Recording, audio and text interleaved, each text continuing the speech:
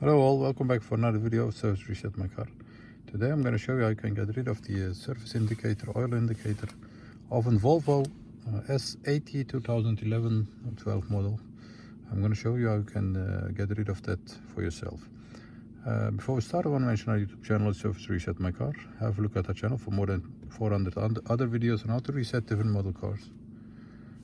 If you have any question, use the comment area and I'll get back to you as soon as possible. Okay, let's start with this one.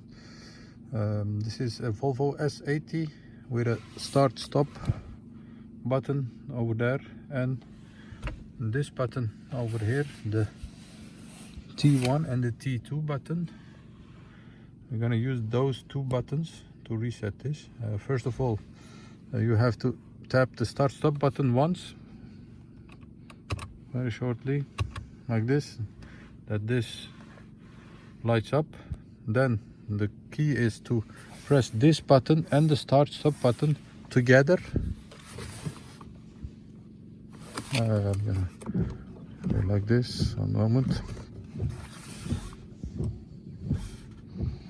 Yes, together. Keep pressing that till you see an eye indicator flashing.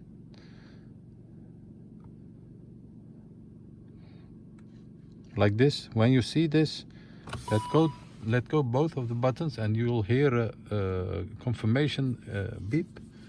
When that beeps, the service indicator must have been reset. I'm going to check it if there are any indicators.